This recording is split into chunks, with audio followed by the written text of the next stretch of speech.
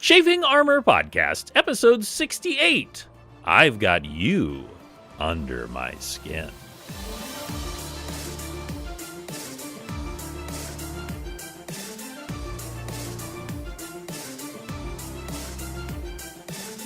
Welcome back to the Chafing Armor Podcast. I'm your host and lovable dungeon master, Michael Corley. And with me tonight is Lee. Lee, tell everyone who you are playing. G'day everybody, my name is Lee and I'll be playing Osukai, the Shifter Ranger from Your Nightmares. Dun dun! Lightning crash, lightning crash. Only Tix's nightmares. And speaking of Tix, with us tonight is also Dare. Dare, tell everyone who you will be playing.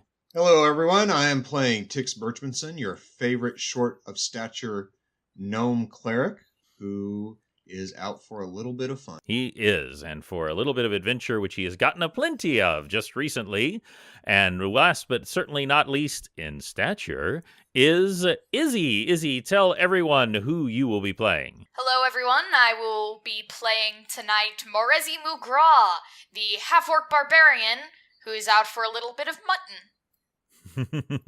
No, you won't have any trouble finding it where you are currently. When we last left off, our adventurers had been transformed into various animals, with the exception of Osukai, who was constantly being trying to shift against his will, which was causing him tremendous pain. It was somewhat ameliorated by Tix casting a restoration on him, which kept him going through a series of battle with these strange sort of velociraptor-like lizard people known as the Kinori. And the Kinori had gotten a hold of a strange dragon idol artifact, which was being powered by a strange, shriveled elf woman who was causing rain that was causing anyone who touched it to turn into an animal. For reasons you do not know, you were all turned into animals except for Osukai because of his nature, but your minds were not affected, letting you sneak your way into the Colosseum, where you defeated this shriveled woman, where you stopped the rain, where you regained your humanoid forms, and where you defeated several bands of these Kinori, and even took a moment to stick your head, or at least I should say Penton stuck his head. By the way, we want to say we wish the very best to Penton, and that is James. He is just recovering from foot surgery, where he is becoming bionic and more powerful than you can possibly imagine. So he will not be with us on these next couple of sessions. But he will be with us mentally, as his foot is now linking him into the hive mind. Yes, the foot does contain Bluetooth. I personally have put my hive mind into my elbow. If James was here, he would do a terrible elbow pun.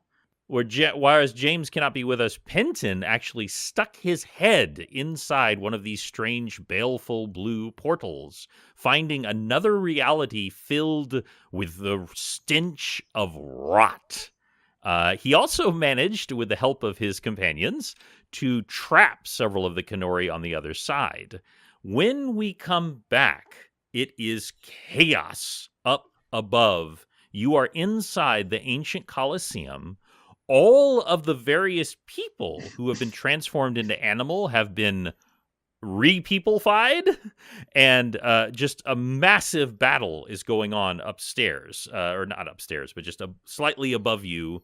There is all kinds of things going on. There are smoke bombs going down left and right as the Kinori are actually running past you.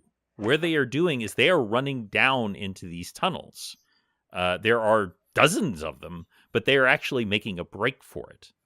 The biggest concentration of people, of humanoids, non-Kiori, are at the pens where the animals were being held.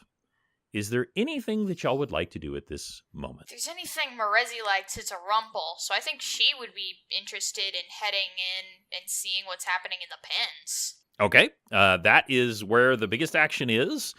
You make your way over there, and you see several what you would think of as villagers.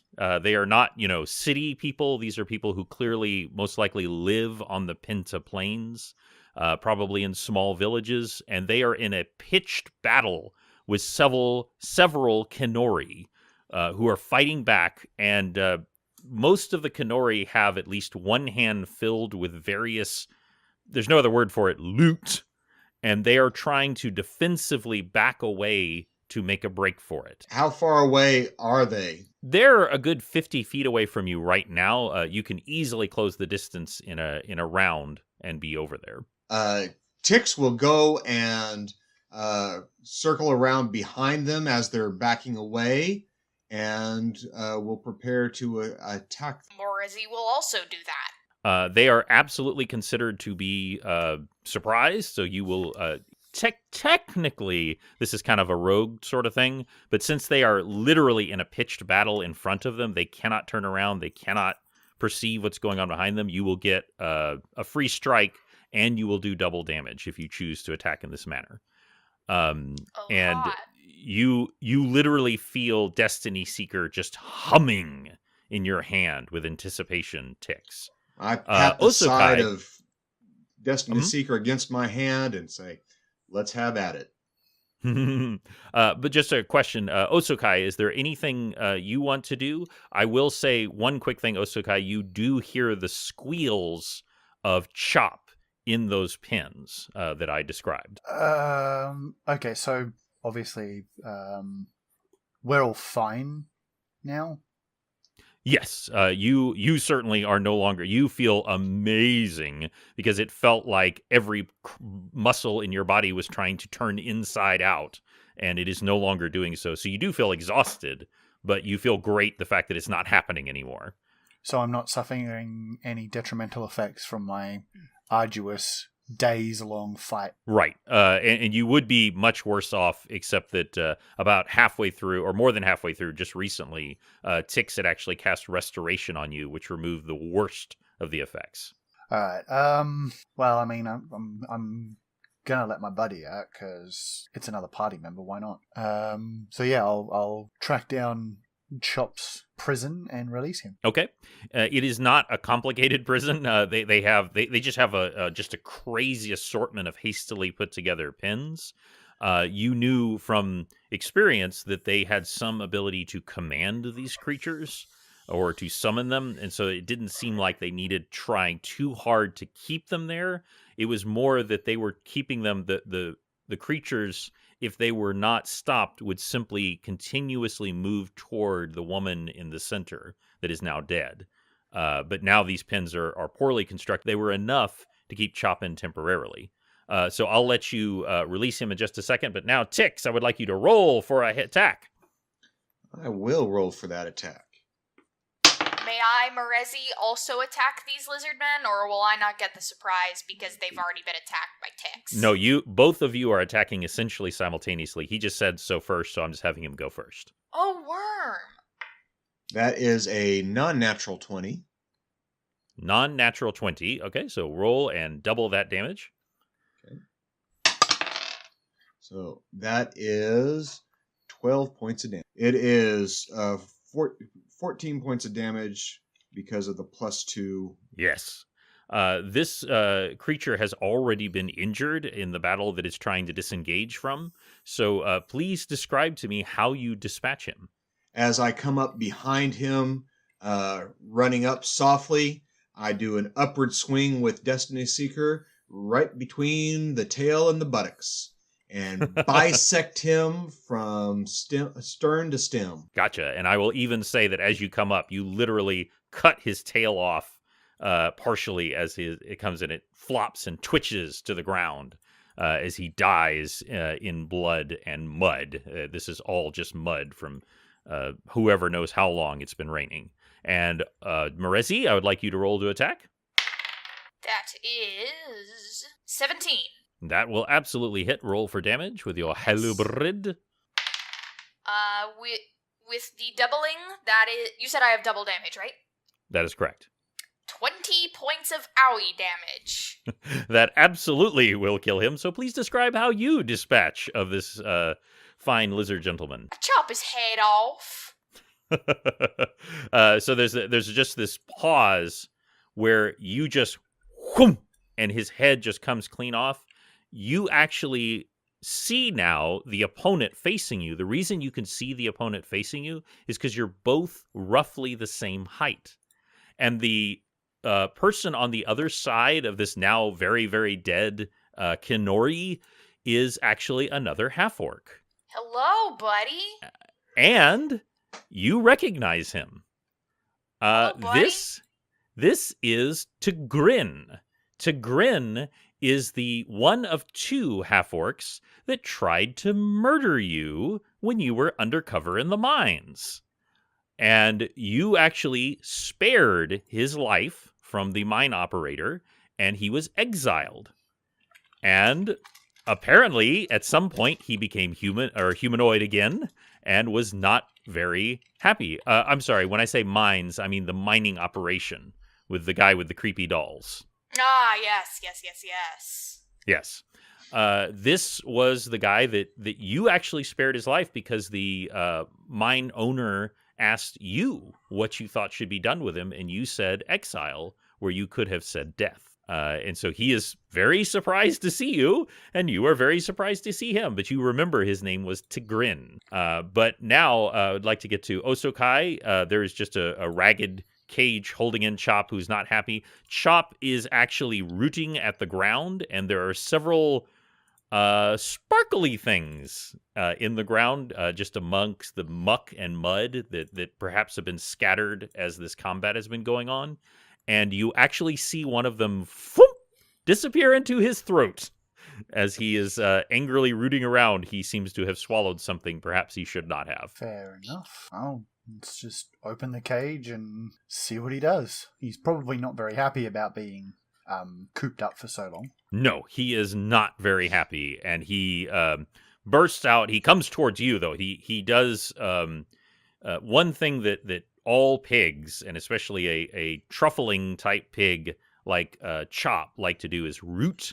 And so he comes to you, and he does this really forceful, like, head nudge into your leg area, and that is you recognize as a form of affection, but just also him just giving off his frustration. He's just like, "Rrr, rrr, rrr." He's very happy to see you, but he's also very upset of what's going on. He doesn't like any of this. That's fair. But he is now free, and you also have your companion with you. You all look around, and honestly, the fight is kind of dimming down. Most of the Kinori have now run into the underground chambers. You all feel a slight rumble that seems to be coming from underground. You have no idea what that is. Probably not great. For all intents and purposes, the combat is actually over. I want to find Aki. Have I found Aki yet? Okay, you immediately begin to look around. There were dozens, perhaps not quite hundreds, but there were dozens of animals and people who had been turned into animals in these pens area, and they've all regained their humanoid form, and there appears to be a decent amount of, again, for lack of a better term, loot just sort of scattered among the ground. You're not quite sure what's going on with all of that, but give me a quick roll to perceive, Mrs. Aki. Let's see. Oh, that sucks. That kind of sucks. 4. So you listen very carefully for Aki's cry, and then you remember that, he doesn't make any sound because he's a lizard. So you're listening very closely for that slight hiss he might make, but you haven't quite found him yet. I'm going to do an inspection of the objects that the two lizard men were trying to steal away, and inspect the area around them. And that is a whole whopping 10. You do see 2 potions that are on the ground. None of these were the high-ranking lizards, which hopefully I remember correctly now were the actual albino ones. The lower class ones were the black scale. Lizard And racism. lizard racism. And the higher class ones all had some form of potions on them at all times. So you don't know if these are from them or if they were just dropped, but there are 2 potions just lying in the mud. There's also a scroll that is slowly falling into the mud that may become inoperable if it goes much further. And you do also notice a few blue glittering things on the ground. Okay, I will gather up the 2 potions, the scroll, and the blue glittering. Okay. The glittering things are actually 3 blue quartz. Each one is roughly worth about 10 gold each. So if you want to make note of that, you do not have time or quite the ability right now to discern what the scroll or the 2 potions are, but you now have those. You hear a very disgruntled cry from behind all of you, like a roar, and you see the 5 Aarakocra. Y'all did not, depending on the way the adventure went, you would have seen them in the pens. They had all been turned into various songbirds. They were not very happy to find themselves in what amounted to very crappy bird cages when they regained their humanoid form. I bet. And they are busily dispatching a few of the remaining Kenori that were nearby. And they are making their way up to you, and they are very, very upset. That is when you all hear a cry. You all hear a howling cry of despair. Oh? So, would anyone here have ever spent time with, say, where cattle were being led to be slaughtered? No. Tix would Yeah. have avoided that type of work. He was Marezi looking maybe, for but like adventure. very primitive stuff in like her tribe. Mm-hmm. Your tribe absolutely did raise pigs for slaughter, but it was a much more crude affair. But in some of the larger cities and villages, they actually will have sort of what you might call like a runway of sorts, where like a cattle would be led to the slaughter. Osukai probably would have, having plied most of his trade before the adventure started, selling skins and such to various villages, so it's highly likely this sound is recognizable. Yes. Now, what you're hearing now is not the actual sound of the slaughter. What you see when you look, Osokai, is you see a woman, small woman, probably in her mid-40s, human, and she is kneeling in the mud and she is weeping. And there are other villagers slowly moving towards her to give her comfort. Can we see what she is kneeling in front of? What is making her sad? Yes. As y'all make your way forward, do you remember that at least 2 of the Kenori that you defeated, including, I believe, Sudoana, that they had knives on them that were designed for skinning? Yeah. So I'll just tell you this, since you all kind of slowly piece it together as you come forward. The Kenori had clearly been using this device to transform humanoids into animals and also to summon these animals to them for various reasons. But at some point, the Kenori realized something. They realized that if they skinned the humans who had been turned into animals, the humans would die, of course, but their humanoid shape would return along with their items. And that is how the Kenori have been gathering all of this loot. And what you find is an abattoir.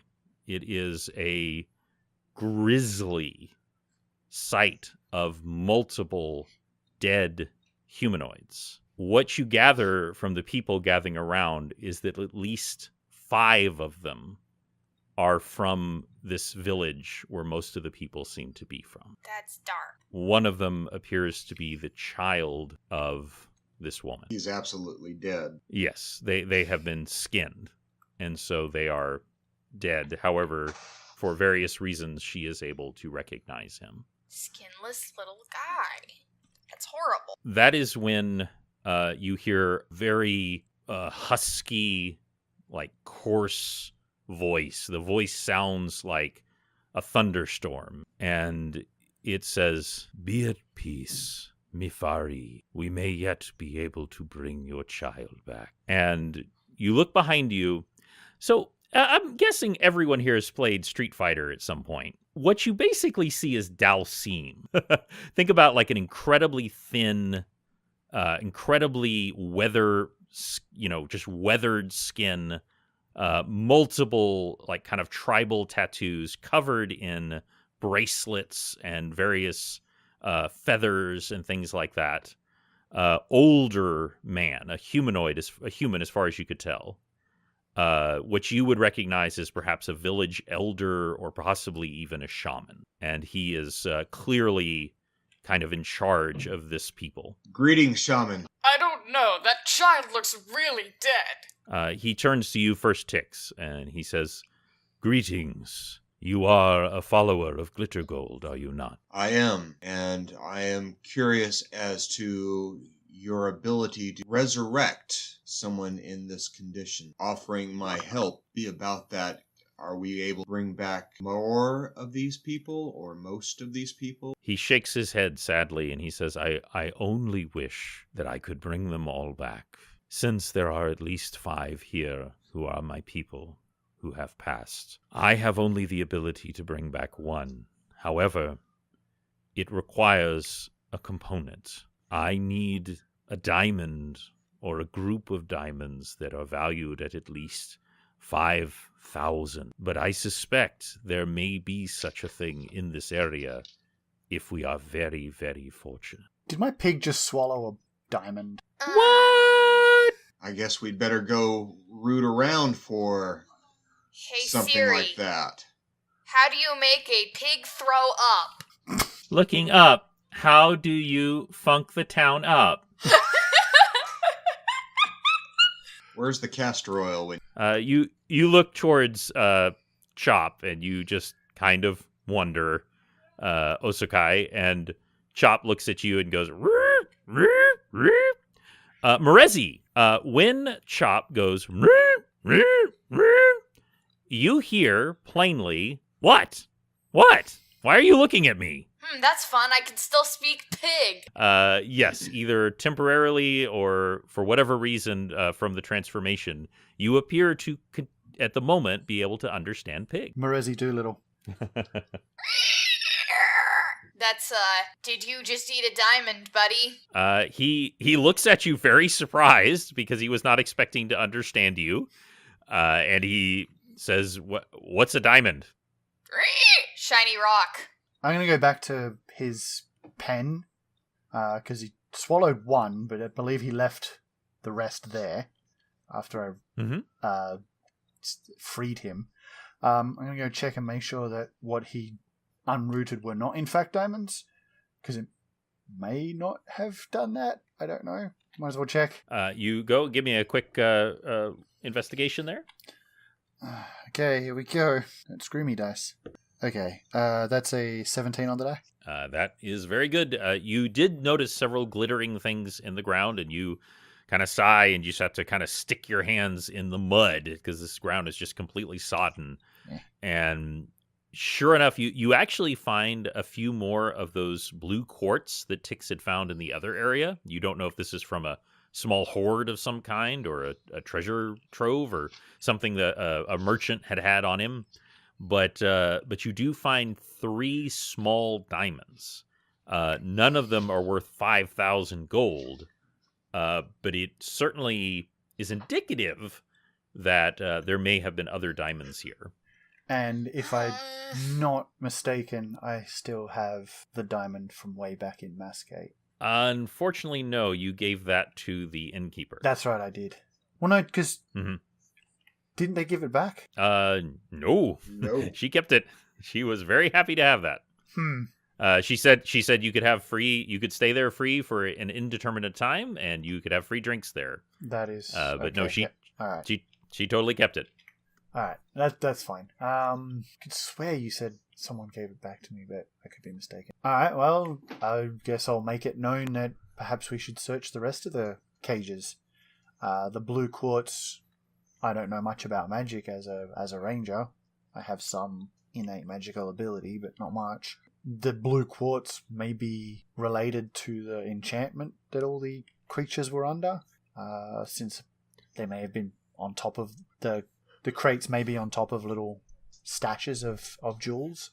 But maybe we should check the rest of the pens, see if there's any more of this wonderful find. Okay. The people quickly begin spreading out, and you actually notice, Morezi, that Tigrin begins to help look as well. He does not simply leave, and he looks up at you, and he just says, "Are you well?" Well enough. I was a pig for a while, though, and that sucked. You? I think I was some sort of wolf. I think. I don't remember much. Indicative. So did he enjoy eating crab by any chance? That was the last time I was around, was with our fabulous wolf friend. Yes, and you do actually, y'all, in the distance, you actually see your wolf friend, and he has regained his tribe, and they are joyfully yipping at each other and slowly making their way out of the Colosseum, and you actually catch a glimpse of them looking back at you, Osokai, as the one he recognizes, and his head kind of nods just ever so slightly, and that's right, and he makes his way off with his wolf pack. That old deaf wolf makes his way off. I hope we see him again. He was enjoyable. Oh, you just might. You just might. One of the best things about being a dungeon master is placing characters that I can bring back whenever I want. So I would like everyone to make an investigation roll. That's Oh my god. a 16 on the die for Osokai. Okay. Isabel rolled another 4. 4.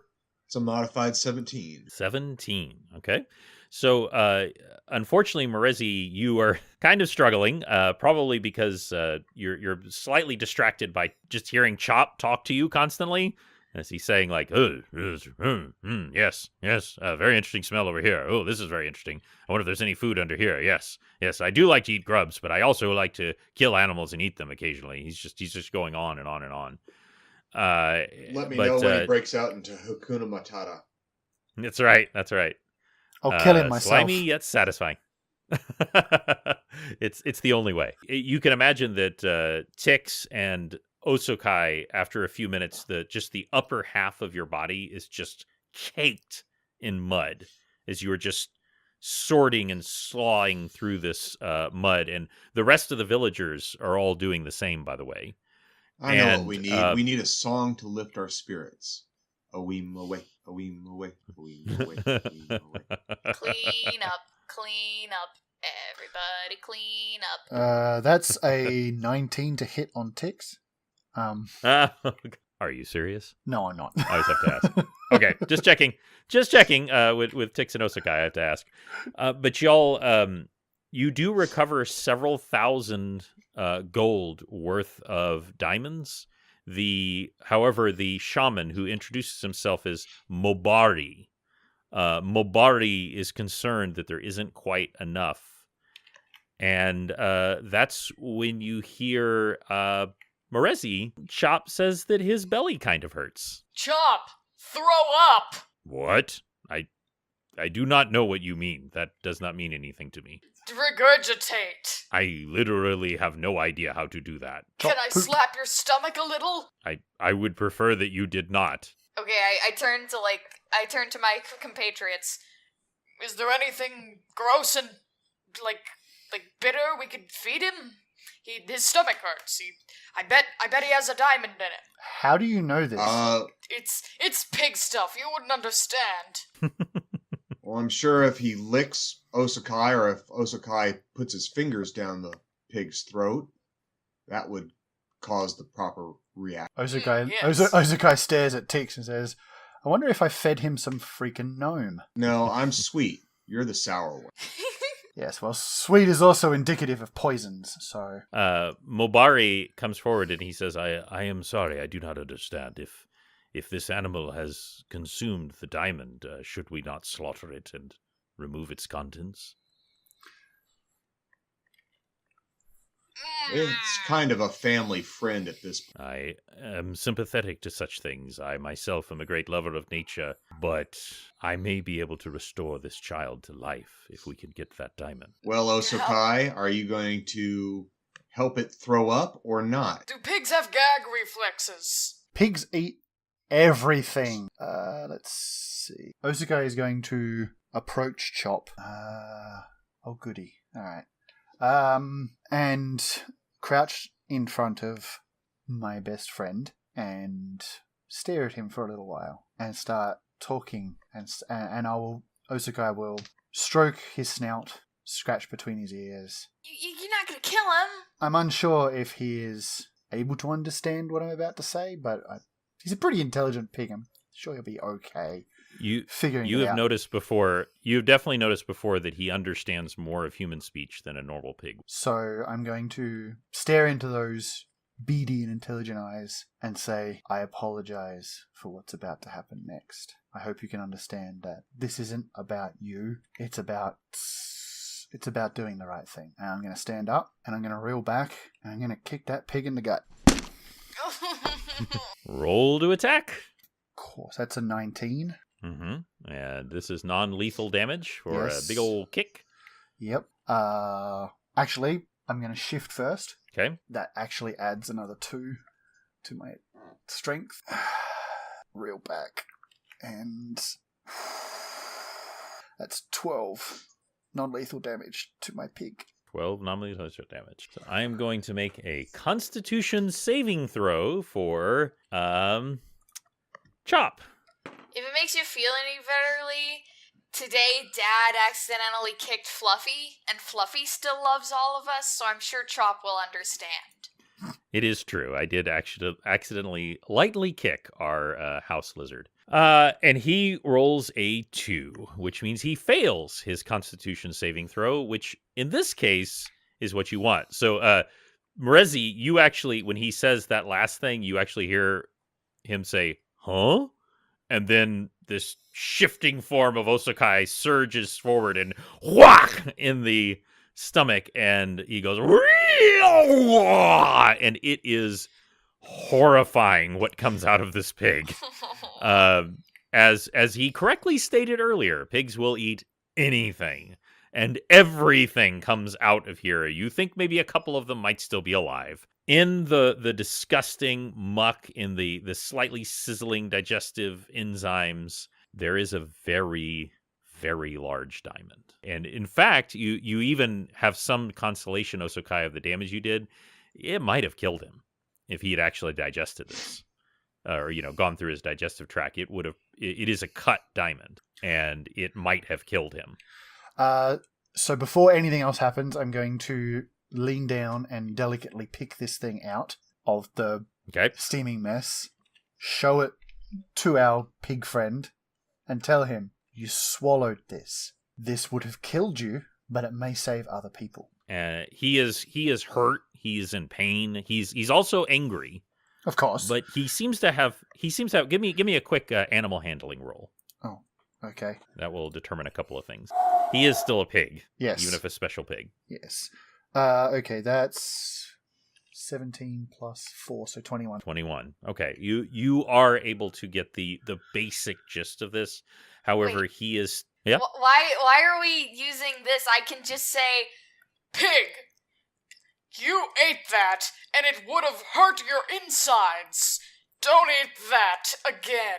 It's also Well, about making sure that the pig understands what I was trying to do. Mm-hmm. Exactly. He needed to not be furious with Osokai for attacking him suddenly out of the blue. But that does help too. You go in further. Mobari turns to you. He takes the diamond, and if he's disgusted by its current status, he does not show it. And he turns to you, Tix, and he says, "May I ask for your aid?" Of course, I'd be happy to help you out. And he says, "I am a follower of the Raven Queen, and the Raven Queen believes that death should not be uninterrupted. She is especially adverse to unnatural death, as in the undead, and most of all, liches and such. But she also has given me the provision when a death has come too soon, that I have the authority to right that wrong. Excellent. Will you pray with me and lend me the strength of your god while I cast this spell?" Of course I will. All right, and I would like you to make a divinity check for me while you pray. That is a 13? Oh, Okay. wait. Well, I gotta add my modifier. okay. So that is 20. Well, I was looking for over 15. So you do actually, you feel the strength, while you have not gained quite the connection that he has to your god as far as being able to raise people from the dead, you do actually feel the energy of your god flowing through, and just, there is a veil that has come down between the planes of the heavens and the material plane of your earth. And this prayer does help to actually pierce that for a moment. He takes all of the diamonds, including the very large one that's the size of a, not quite the size of an ostrich egg, but perhaps the size of Tix's fist, and lays it down on the ruined chest of this child. And he raises his hands up, and you would all swear for a moment that you see the flapping of black wings as his hands come down, and he prays in a hidden language of his god. And you see the diamonds crumble dust. And as they crumble, the form of the child just slowly knits itself back together. Even his clothes come back, a simple homespun tunic come back together. And finally, the eyes reassert themselves, which begin to flutter, and there's the sudden gasp as this child awakens. And there's the bittersweet moment of the mother rushing forward to hold this child, but also the knowledge that these 4 other villagers could not be saved. And in fact, there are well over a dozen, and there may even be more, other humanoids that were not part of this village who have been lost. But that's part of campaigning, and that's part of life, is that you can't save everyone. But because of the work that y'all did, you did actually save them. Frowny face, smiley face. Exactly. It is not a happy moment, and it's not a perfect moment, but it's what you have. Tix starts praising God for the life that was restored. Then I ask Morezi to talk to Chop and see if he wants me to make him. Chop, do you need any physical assistance? My stomach hurts. Would you like it to be better? Yes. All right, Tix. Help the pig. Tix goes over and casts lesser restoration on. Okay. You lay your hands on some pig, and he is restored immediately, and he just like, whoa, and he even does almost like a dog, going around his tail a few times. Very, very happy, because he was not feeling well at all, and then on top of that, getting sucker punched into throwing up. He really was not feeling good. So he feels amazing, and you hear him just crowing almost, Morezi, of yay, yay, yay! And he begins rooting around in the ground looking for something else to eat. That'll do, pig. That'll do. And he stops because the ground again begins to shudder. And this whole time, a lot has been going on underneath the ground. Do y'all remember when this part of the adventure started? It did involve a giant purple worm. Oh, yeah, Y'all remember that? Wormifer, Wormathy. the purple worm came up with Sudawana, but not because they were friends, but because it had been covered in dozens of wounds. There had been a battle beneath the ground between the Kenori and this purple worm. That purple worm was what we might call the child of the purple worm that is surfacing right now. That's fine. And it Oh. was not happy with the Kenori, who had been invading its territory using certain objects that they had found in a baleful blue glowing portal to invade these purple worm nests, and they don't seem to quite have control of them like they used to. Where that hole had been, where y'all had been not too long ago, just purple worm, just all purple worm comes crashing out of the ground, and in that moment where it rears up, you can see at least 7 Kenori dead or dying, just stuck in its teeth as it just comes out of the ground. But that's actually not the part that is concerning to you. It's not? No, it's not. Because at the very, very bottom of that huge trench that is before getting to the Colosseum, remember you smartly did not go over the vines but crossed the bridge. As so often are the case with those type of canyons, there's water flowing down it. When this purple worm came crashing through, it brought with it a massive flood that is going to kill everyone. And that's where we'll end Chafing Armor number 68. Good job, everybody. Yes, I don't like drowning. I wanted to do something, since we had several back-to-back very combat-heavy episodes. I wanted to do something a little different this one, where y'all got to do just a little problem-solving and a little Pig punching. pig punching, yes. I think we all, at some point, need to punch a pig. Here comes No, it's Osakai's good. nemesis once again. Water. That's right. Yes, that's right. That's right. Water has already been your doom once, and perhaps it shall be. Well, it did also try to kill you another time. It's true. It almost tried to get me the last time too. Every time water is involved, Osakai is in trouble. I'll make sure to direct it at you first. And so y'all all take care this evening, Yes. To you as well. and we will roll with you soon. Goodbye, everybody. Have a lovely evening. And watch out for worms! Folks, often the best part of Chafing Armor is the part you never hear when it's just us chatting with each other.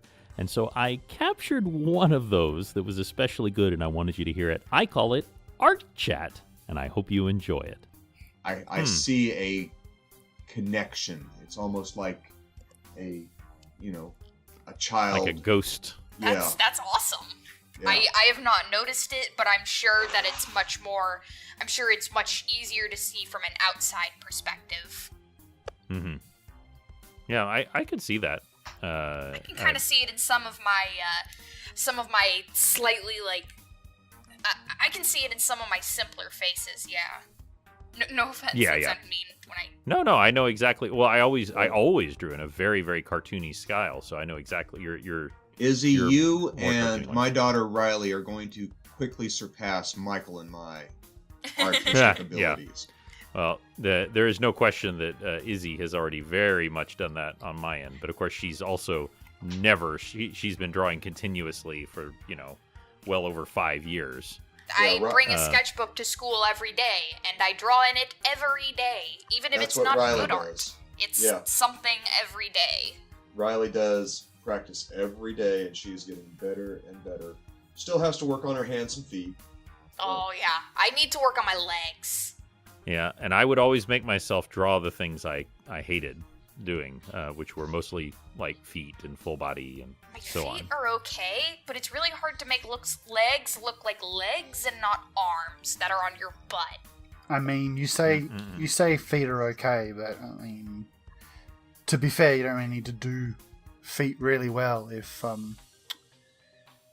the creator Yeah, of Deadpool is any indication of success. Yeah, Rob Liefeld. Rob Liefeld cannot Yeah. draw feet.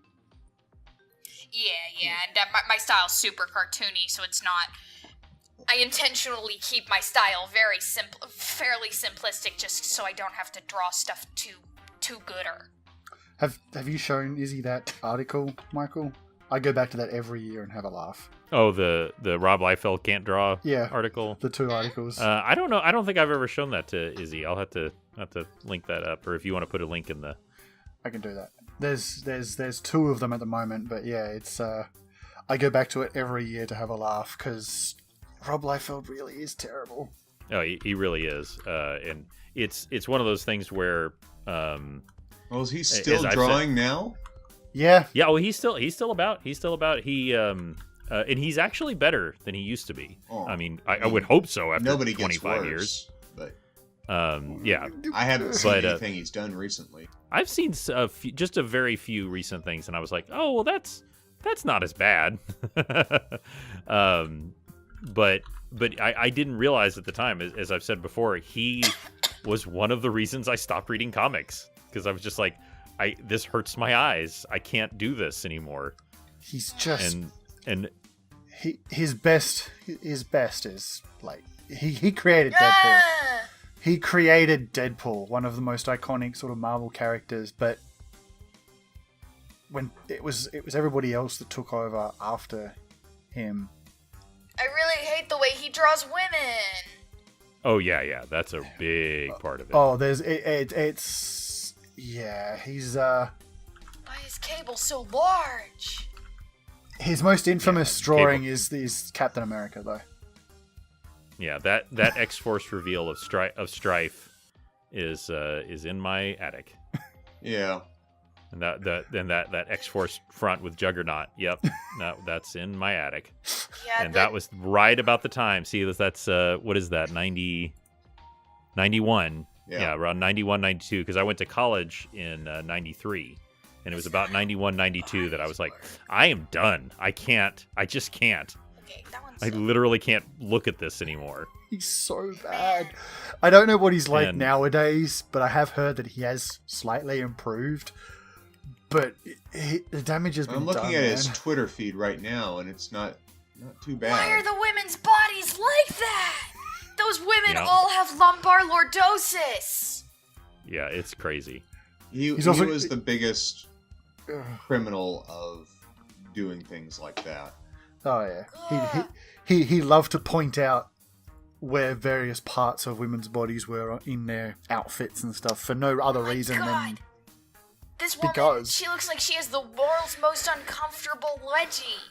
Yeah. Oh yeah, lots of wedgies. Look at this woman.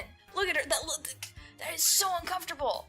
It looks like she has a front wedgie too. God. Yep, it does. that's Rob Liefeld. He's awful. Yeah. So yeah, take to heart that kind of. If this man can make money off of his art, Anybody then can. I can too. Anybody Yep, can. you too, Isabel, can have a Gene commercial. I don't hate So, it as much as y'all All right, do. this will probably, I would not be surprised if ends up as bonus content at the end of one of the shows. Yes, do it. Anyway,